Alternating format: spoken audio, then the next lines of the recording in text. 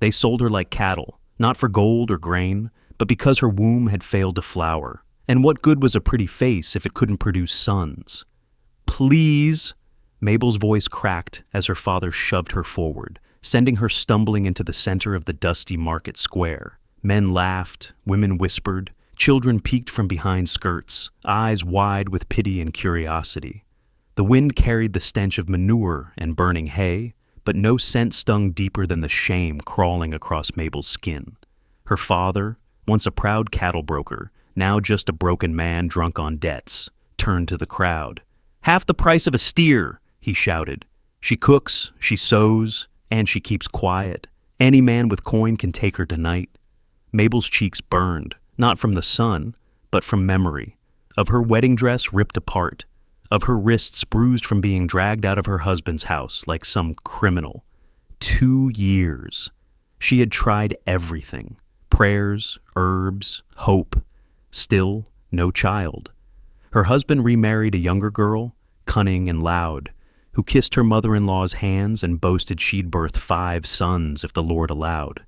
They hadn't even let Mabel stay till sunset. Thrown out? Same day. And now, here she stood. Bruised pride, dusty hem, and no name worth remembering. "Anyone?" her father bellowed.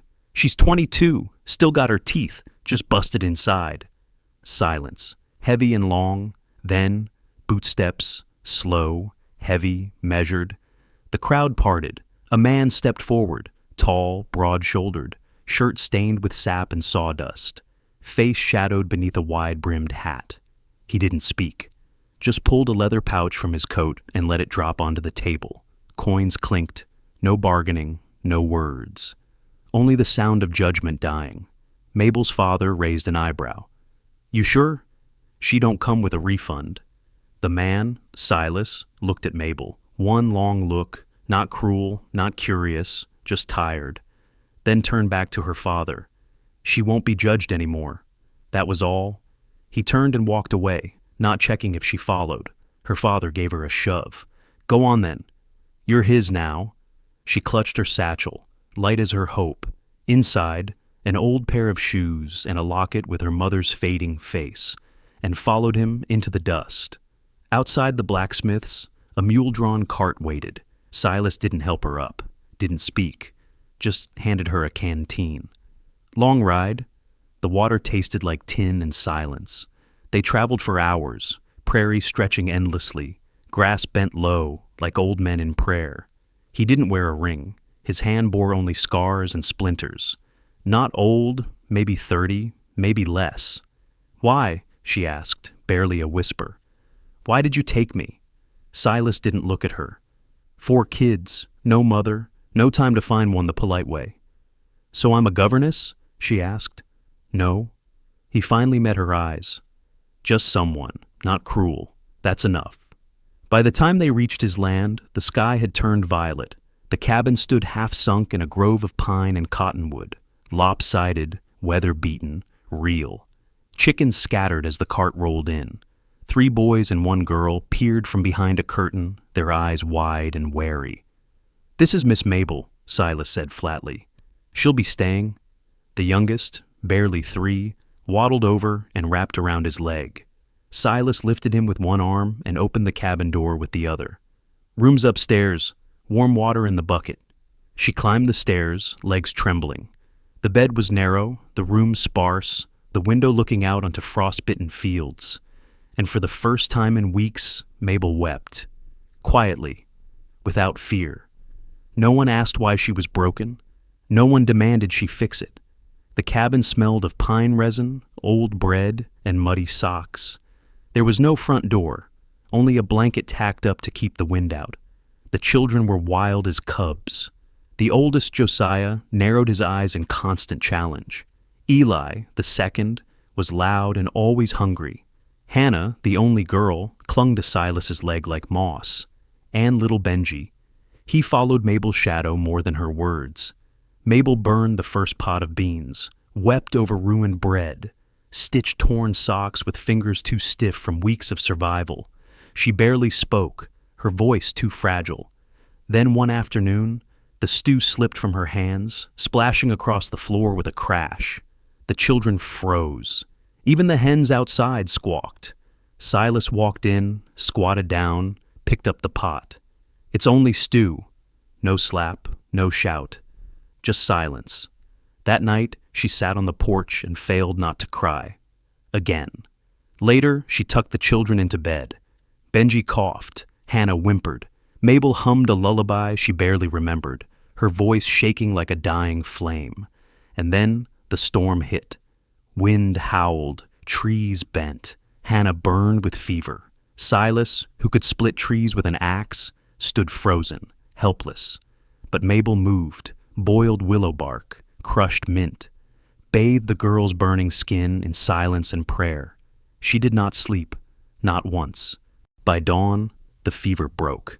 Hannah stirred and mumbled something about pancakes. Silas stood in the doorway, arms folded. He didn't speak, just stared at Mabel, as if she'd lit a miracle in the dark. Too tired to smile, Mabel only nodded. That morning, she found a kettle already boiling on the stove. Beside it, a chipped mug, and a note, clumsy and crooked in stiff handwriting. Thank you. No name, no signature. She held the mug tight, the tea bitter but warm. She stared out the window. Something was shifting, not loudly, but real. That afternoon, Benji reached out to her and said one word, Maple. And she smiled, not because she had to, but because she wanted to. The voice cut through the market like a blade. Well, if it ain't the Barren ghost herself. Mabel turned slowly. Her former mother-in-law stood near the dry goods stand, lips curled, fanning herself with a folded newspaper. Beside her, the new wife smirked beneath a lace parasol, one hand resting smugly on a belly that, even now, remained flat. Yes, the older woman barked, loud enough for half the town to hear. Pretty, but cursed. Couldn't even give us a squalling pup. I will, the girl said proudly, lifting her chin. A big, healthy boy to carry the family name. Not like her, useless as a cracked jar. Mabel's hands balled into fists. She didn't speak. Her throat was full of every word she refused to waste. She turned to walk away, then felt a hand on her shoulder. Silas. He stepped out from the store's shadow, dust still clinging to his boots. His eyes were calm, but storm dark. He looked at the two women, didn't blink. Then to Mabel, his voice low but clear. She's the only one who can get my daughter to sleep. The only one who taught Benji not to throw rocks. The only one who makes our house feel like it has a roof. The women fell silent, their smugness drying up like morning frost. Silas said no more. He simply took Mabel's hand and led her away. She didn't speak the whole wagon ride home. That night, when the children had long gone quiet, she sat outside and wove a wreath from wild asters blooming near the well. She didn't know why. She just needed to create something soft again. Then came the rumors. The new wife, proud, fertile, boasting, was still childless. Her voice had turned sharp. Her church pew stayed cold. They said she was seen talking to a traveling writer too often, too close. They said she faked her pregnancy with padding and petticoats. But lies, Mabel knew, have a scent. And it lingers. Her ex-husband discovered the truth. He kicked the girl out, tore down the nursery curtains. Aged 10 years in a week. One morning, Mabel was buying flour when he appeared, hat crushed in his hands, shame carved into every line of his face. Mabel, he began, his voice cracked. I was wrong. I see it now. You were the only one who ever truly cared. The only one who... She raised her hand, stopped him cold. I remember, she said. The day you let your mother spit on me. The day you threw me out like a spoiled meal. Because my body didn't do what hers couldn't either. He swallowed, eyes flickering. I was a fool. She stepped forward, voice steady as stone. I have 4 children who hug me when I wake up. I have a man who never asks what I can't give, only what I want to share. My house is full of warmth, of laughter, of peace. And I'd rather sweep ashes for Silas than sit in your parlor like a porcelain doll. He opened his mouth, but nothing came. From across the street, Silas stood watching, sack of rice in one hand. He had heard it all. His face didn't show pride, just something deeper, respect and love, not born of pity, but of choice. That night, Mabel stepped outside to fetch water.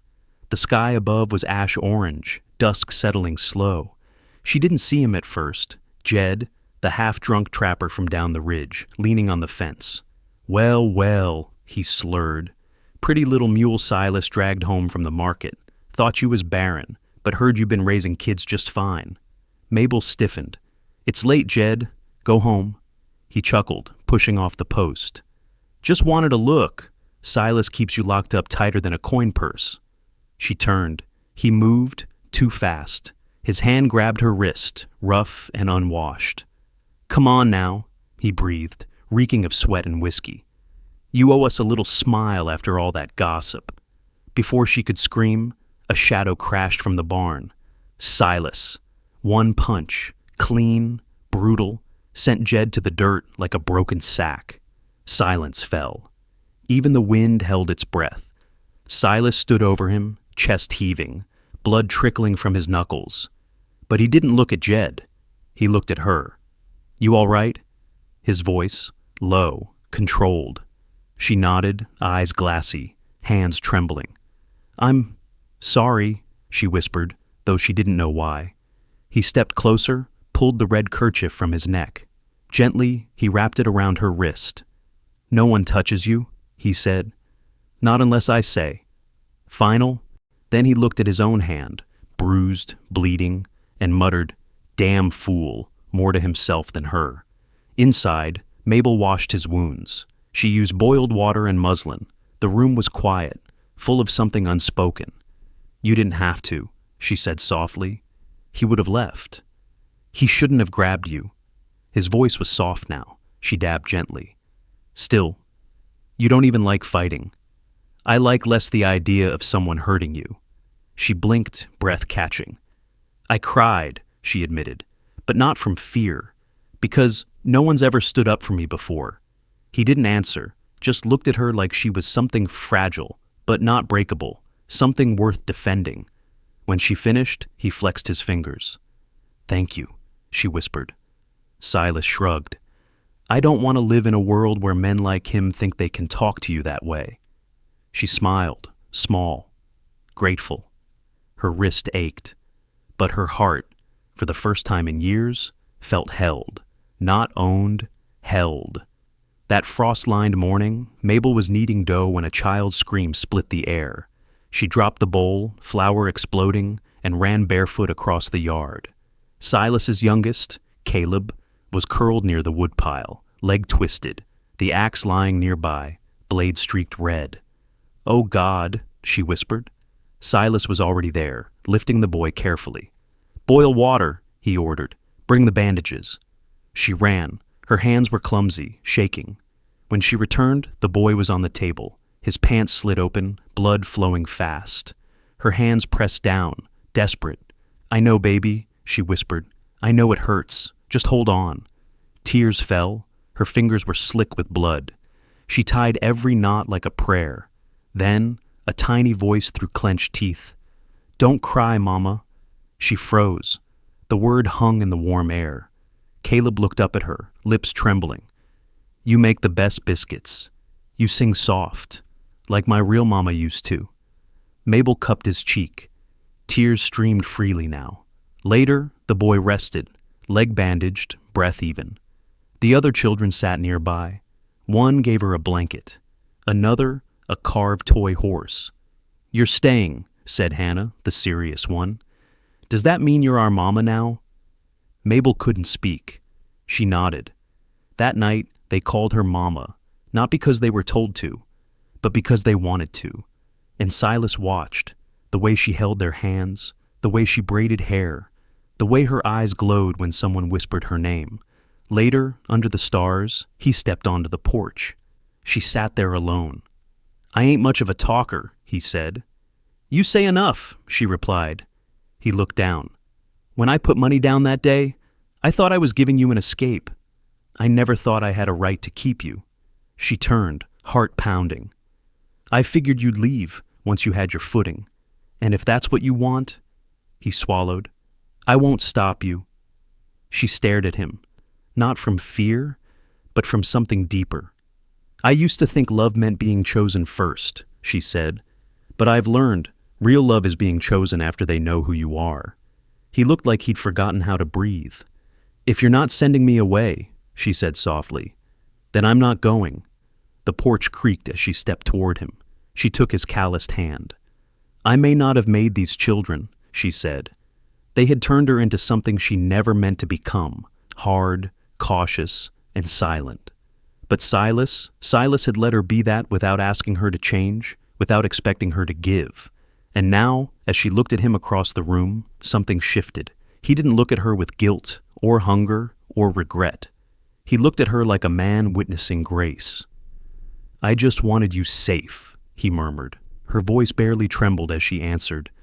"And now, I want more than safe." He pulled her into his arms, not with possession, but with reverence, like someone who had been offered a second chance and knew not to hold it too tightly. The fire whispered behind them, frost curled at the windows, but between their bodies a warmth rose, quiet and steady, not born of blood, but of belonging. The next morning, golden light sifted through the pines as Mabel walked hand in hand with Silas's eldest boy toward the schoolhouse. His fingers were small, but his grip was sure. He was 10, sharp, defiant, a firebrand like his father. But today he was still, maybe even nervous. He clung to his reader book like it could anchor him. The teacher, a thin man with drooping spectacles, met them at the door. "Just wrapping up some records," he said politely. "Finalizing names for the birth register." Mabel nodded, brushing dust from the boy's shirt. "Full name, son?" the teacher asked. The boy stood taller. "Thomas Jennings." "And your mother's name?" A pause. The pen hovered. Mabel's heart stalled. Thomas turned toward her, then back. "Mabel Silas." The words landed like a blessing. "Is that your mother's married name?" the teacher asked, puzzled. Thomas nodded with the kind of truth only a child can offer. "That's what we call her." The teacher simply smiled, wrote it down, and moved on. But Mabel didn't. She carried that name with her the whole way home. Not one she'd earned by birth or marriage, but one given freely by a child who owed her nothing but chose her anyway. Back at the cabin, smoke curled from the chimney. Silas sat at the table, carving a bird from soft pine. "The boy do all right?" he asked. "More than all right," she whispered. That night, while folding laundry, he brought her something wrapped in rough leather, a notebook, blank, clean. He sat beside her, voice thick with dirt and emotion. "Ain't much I got that ain't covered in sap or mud, but figured if anyone's earned a clean page, it's you." She opened it, touched the paper like it might vanish. "I used to dream of starting over," she said. "Never thought I'd get to write it myself." Silas nodded. "Write what you want, or don't. It's yours." She looked up. "Will you read it?" "Only if you let me," he said. And with steady hands, she began to write. "Today is the first day I was loved, without having to give birth to anyone." She didn't look up. She didn't need to. The warmth beside her, the child who had named her, the silence wrapped in safety. All of it was true. When she finished, Silas gently took the pen, placed it down, and pressed his forehead to hers. "Thank you," he whispered. "For what?" she asked. "For staying long enough for us to love you right?" But the land had grown cruel, no rain for 7 weeks. Cross Hollow cracked and brittle, the earth forgetting how to breathe. Frogs vanished from the dried creek, crops wilted under an angry sky. Corn was the first to go, then the beans. Silas said little, but he carried it in his body, in his gait, in his hungerless meals, in the silence between dusk and sleep. Mabel watched the children count potatoes like marbles. She heard their bellies echo in the dark, and still no one complained. But silence was not survival. Mabel rose before dawn, filled pots and basins from the deepest well, wrapped her hands in cloth, and knelt in the lifeless garden. The ground fought her. It was hard, unyielding. Still, she broke it open. She made space where there was none. The men watched. Some scoffed. A few offered help. She refused. This battle was hers. Every morning she watered. Every evening she sang to the soil, old lullabies, soft as prayer. One day Silas stumbled through the door, pale and burning with fever. He waved her off. Just tired, but she felt the heat in his bones. For 2 nights, she stayed by his side, feeding him broth, whispering stories of bread and green hills while fear cracked inside her. One night, the wind screamed against the shutters, and Silas turned, eyes shut, breath ragged. "Don't leave me," he murmured. "Not you too." Her lips brushed his forehead. "I'm not going anywhere," she whispered. "Not where I'm needed." At dawn, the fever broke. When he opened his eyes, she was there, hair wild, hands blistered, dirt on her cheeks. "You look like hell," he said. She laughed. "You should see yourself." Outside, the garden wasn't dead, not yet. Tiny green shoots dared to rise. A week later, one of the boys burst in shouting, "May! There's a tomato!" They all ran. It was small, red, stubborn, defiant as the woman who'd willed it into being. Silas stood beside her, staring in disbelief. "How?" he whispered. "You taught me," she said, "that not everything worth keeping comes easy." He looked down at her battered hands and bent to kiss each knuckle, soft as rain. That night they cut the tomato into 6 slivers, thinner than coins. It was the best thing they'd ever tasted. Later, by the fire, with the children asleep in tangled piles, Silas reached for her hand. "I don't have much left," he said. "The land's tired, so am I. All I've got is this place, these kids, and you." She smiled. "That's more than enough. Because before you, I had a name no one wanted to say. Now I have children who call me home, a garden that knows my hands, and a man who asked me to stay, even in drought." He kissed her fingers again. "You never needed rain to grow something beautiful." Years passed. The wind on the hill stayed the same, carrying the scent of dry earth and mustard greens that refused to die. The garden, once a cracked patch of stubborn soil, now stretched wide behind the cabin. It was crooked, wild, untrimmed, but alive. And every morning, Silas stood on the porch, hands behind his back, watching her tend it. He never spoke. He didn't need to. One spring, government men came, clean boots, smooth words, promises wrapped in maps. "A railroad," they said, "right through this hill. We'll pay good money." Mabel stood beside Silas, fingers tucked into her apron. "Think of what you could give your children," they pressed. "A real home." But Silas didn't look at them. He looked past them, to the garden, to the swing, the grave markers, the carved bench. "No," he said, "this land isn't for sale." That evening, they hammered a sign into the dirt road. Not for sale. It was enough. Word spread. Some laughed. Others nodded. They understood. The years rolled on. Children married. Grandchildren filled the house with noise and bread and laughter. And the garden never died. Even when droughts returned, it always came back. Corn, beans, onions, sunflowers tall enough to hide in. One crisp autumn, a grandson asked, "Grandpa, why don't you just call it Mabel's garden?" Silas walked him to the gate and pointed at the carved arch. "She did not bear my blood, but she gave birth to the rest of my life." The boy blinked. "You mean she gave you a new start?" Silas smiled. "She gave me everything."